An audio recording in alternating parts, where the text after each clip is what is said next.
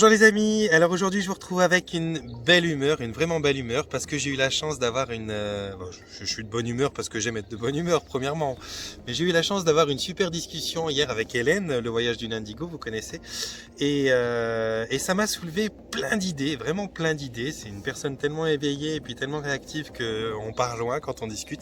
Et l'idée que ça m'a soulevé principalement pour aujourd'hui, c'était de vous parler d'une chose qui est une croyance mais qui est complètement incroyable et qui peut être vachement limitante suivant qui l'écoute et comment on l'apprend. Je vais vous développer un petit peu tout ça.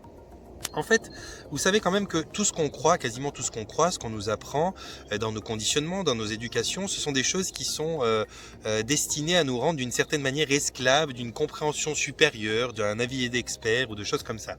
Or, aujourd'hui, et comme toujours, vous avez toujours eu tous les pouvoirs, toutes les capacités, non seulement de guérison, mais de bonne conduite, de bien-être et de choses comme ça. Vous n'avez pas besoin de tel ou tel artifice ou de tel ou tel truc que produit tel ou tel panclin pour pouvoir être heureux, pour pouvoir être complet, être dans la plénitude.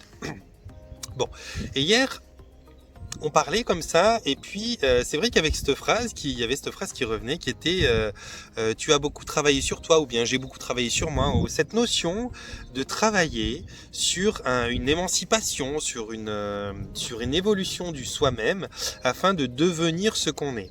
Et j'ai pas de problème avec ça, parce que je trouve vraiment qu'effectivement, il y a quelque chose de magnifique dans nos parcours, qui fait qu'on s'accomplit, qu'on se révèle, et qu'on devient de plus en plus ce qu'on aspire à être d'une certaine manière. J'ai juste une petite nuance à vouloir donner sur cet aspect de travailler. J'ai travaillé sur moi. Parce qu'en fait, c'est justement précisément l'inverse. Si vous regardez bien, finalement, quand vous commencez à vous éveiller, quand vous commencez à devenir qui vous êtes, quand vous commencez à comprendre, à gagner en lucidité, quand vous commencez enfin à être sur le bon chemin, disons ça comme ça. Je suis désolé, j'espère que les avions ne vont pas vous empêcher de m'entendre.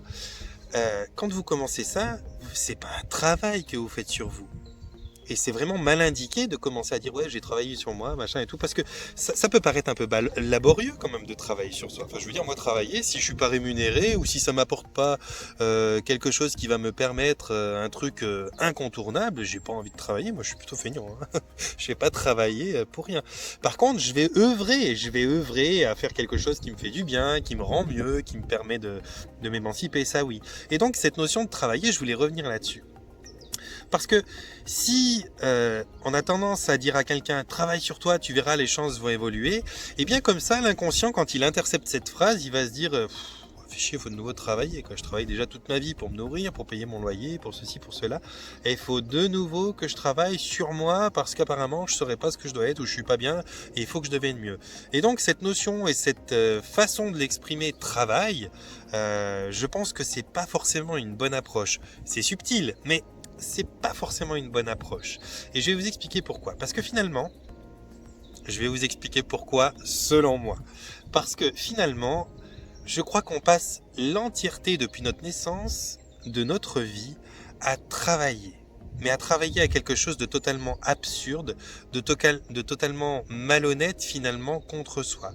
On travaille à plaire à ses parents. On travaille à obtenir des résultats à l'école sur des matières qui ne nous intéressent pas pour la plupart. On travaille à être poli, à dire bonjour à des gens qui nous donnent pas envie, qu'on ressent comme quelqu'un qu'on n'a pas envie d'être près de soi.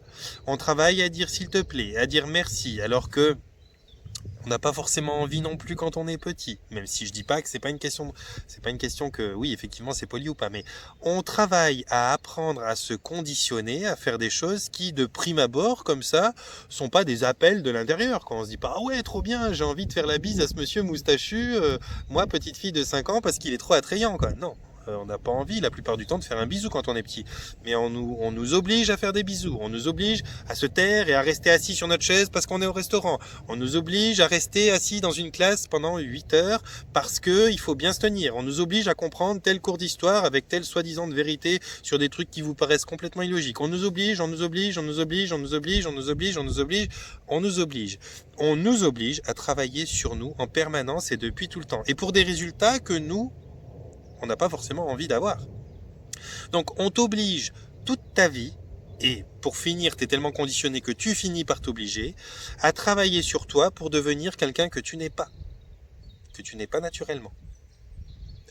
Et comment veux-tu que quand enfin t'en auras plein le cul de ça et que tu te dis bon, je veux changer les choses dans la vie pour être bien, comment veux-tu que si on te dit ah tu devrais travailler sur toi, tout d'un coup ça réveille pas des choses en toi qui vont te saccager cette nouvelle aspiration, cette nouvelle façon de te diriger vers quelque chose de meilleur pour toi. Évidemment que juste la phrase en elle-même va pas être porteuse. Ça pourrait peut-être même dans certains nombres de cas la chose qui va te freiner et t'arrêter parce que travail représente activité laborieuse, représente activité non désirée, représente volonté de quelqu'un d'autre imposée sur moi, représente tout un tas de choses qui sont en connotation avec le mérite d'un salaire. Pourquoi on te rétribue quand tu travailles? Pourquoi on te donne un salaire? C'est justement parce que c'est chiant et que tu n'as pas envie de le faire et que la seule motivation qu'on te donne, c'est une liasse de billets pour que justement tu sois motivé à le faire.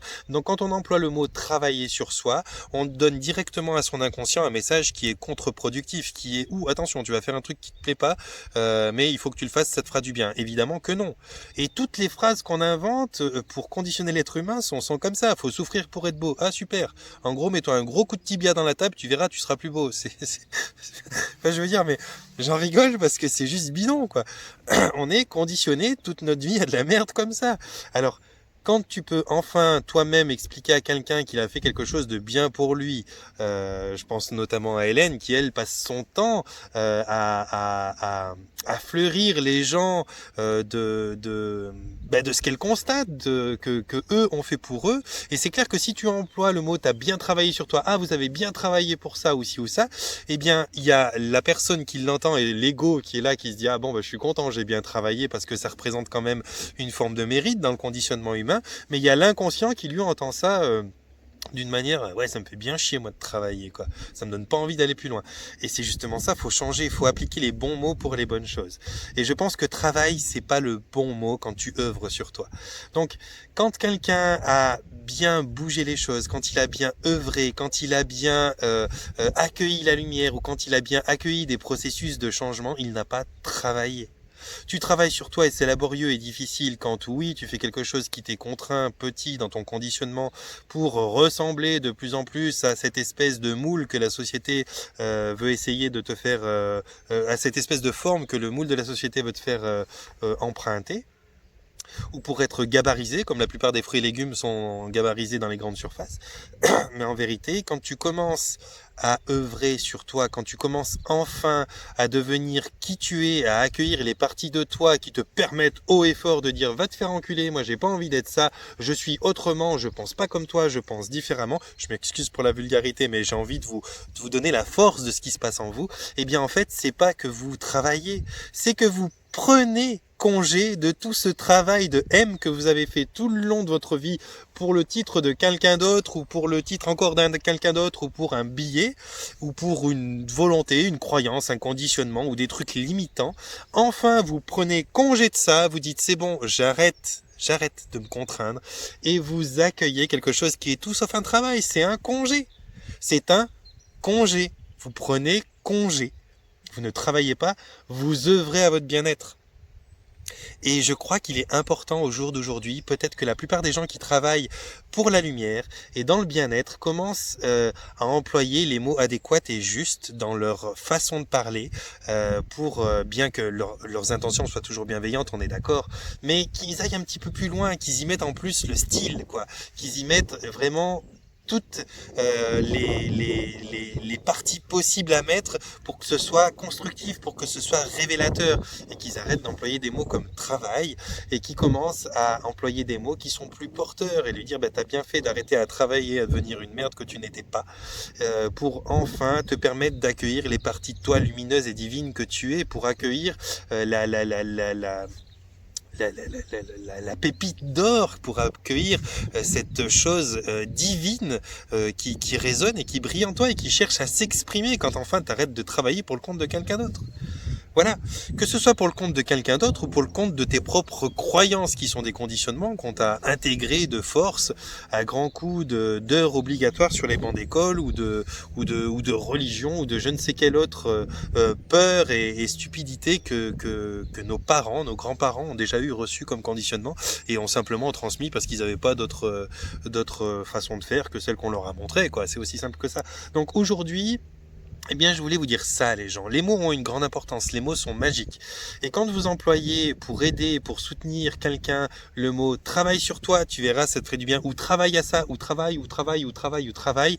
Comprenez bien que oui, vous avez une intention et une volonté de porter cette personne à faire quelque chose de bien pour elle, ça c'est clair, et qui va être salvatrice d'une certaine manière. Mais que votre façon d'exprimer, quand elle parle, quand elle arrive dans l'inconscient de la personne, c'est d'abord une forme de refus et de rejet quand on entend le mot le travail. Merde, il faut que je travaille. Non, non, non, non, non. Prends congé du travail que tu as fait sur toi pour le titre de quelqu'un d'autre ou pour le nom de quelqu'un d'autre depuis des années et accueille-toi, découvre-toi, vois ce que ça donne. Pardon. Vois ce que ça donne quand tu es en pause, quand tu ne travailles plus pour les croyances erronées de quelqu'un d'autre et quand tu accueilles simplement la personne que tu es toi, la vibration unique et particulière que tu produis. Vois ce que c'est de prendre congé des croyances limitantes de l'humanité pour pouvoir plonger totalement librement dans la mer de vibration de ce que tu es. Accueille. Voilà le message que je voulais vous passer aujourd'hui, les amis. J'espère qu'il est dynamique. Moi, ce que je veux aujourd'hui, c'est vraiment vous apporter j'ai une énergie qui me vient depuis hier soir et probablement grâce à Hélène notamment parce que on a le plaisir de pouvoir échanger ensemble. Ça prend des heures, j'ai envie de dire, parce qu'on parle beaucoup et à chaque fois c'est très porteur, ça fait naître plein de choses. Il y a plein de petites graines qui se posent et qui commencent à germer à la suite de nos discussions et grand plaisir à ça. Puis voilà, ça me donne des idées. Puis aujourd'hui, je voulais vraiment pouvoir vous transmettre ça, qu'on parle vraiment mal, qu'on emploie les mauvais mots pour les mauvaises choses, qu'on a tendance à dire ouais, c'est mortel ce truc quand un truc est génial et voilà, vibratoirement notre inconscient, nos cellules qui sont remplies d'eau et donc remplies de mémoire vont accueillir des messages qui sont totalement inverses et qui ne sont pas bons et puis il faut arrêter avec ces croyances de faut souffrir pour être beau et toutes ces conneries là qui sont de la bêtise quoi. Je veux dire, quand tu vas faire une une séance, comment on appelle ça, wellness je crois, wellness, tu vas recevoir un massage, recevoir un soin du visage, un soin de la peau, un machin et truc. À la fin, t'es quand même plus beau qu'à l'entrée. T'arrives, t'es tout démonté, t'es tordu, t'as la peau qui est pleine de rougeur et tout ça. Tu passes des heures entre les bains de vapeur, les massages, les saunas, les bidules, les trucs, un petit truc, un soin avec la boue, machin et truc. Tu ressors, t'es rayonnant, t'as la peau qui a un éclat machin. Est-ce que t'as souffert pour être beau ou pour être belle? Non, on souffre pas pour être beau, faut arrêter ces conneries de croyances. On prend du plaisir à devenir plus beau, parce qu'en plus on se trouve beau, plus on est lumineux, et plus on est content d'être beau, donc c'est pas une souffrance en soi. Donc, adoptez le langage adéquat, les amis, prenez soin des mots, prenez soin des oreilles de l'inconscient qui, lui, derrière votre aspect, qui croit avoir compris les choses et qui se satisfait d'un « tu vois ce que je voulais dire hein ?» L'inconscient, lui, ne se satisfait pas d'un « tu vois ce que je voulais dire ?» Il dit « non, dis-moi ce que tu veux dire, arrête de passer par des trucs, arrête de me dire surtout ne va pas à gauche pour me dire va à droite, dis-moi va à droite bordel quoi, c'est ce qu'il va entendre. Donc voilà ce que je voulais vous transmettre. Les amis, je vais m'arrêter là parce que sinon je vais exploser de joie tellement je me sens bien aujourd'hui. Je vais vous envoyer, parce qu'on me l'a demandé, on m'a dit qu'il était bien et puis je sais qu'il vous plaît, je vais vous envoyer mon panier de bisous. Je vais vous souhaiter de vous porter bien et de prendre soin de vous. Et puis, je vais m'arrêter là, simplement. Vous ferez ce que vous voulez. Je vous invite à me rejoindre en commentaire. Si vous voulez parler avec moi, vous pourrez très bien échanger. Vous savez qu'il y a toujours dans la description de la vidéo mon lien Facebook pour me rejoindre, que vous pouvez rejoindre aussi mon groupe L'Intention Base du Changement si vous voulez interagir avec la communauté qui me suit, poster des choses sur mon groupe pour pouvoir rayonner des choses intéressantes. Et puis, ce sera avec grand plaisir que je vous accueillerai. Voilà. Panier de bisous, portez-vous bien et prenez soin de vous.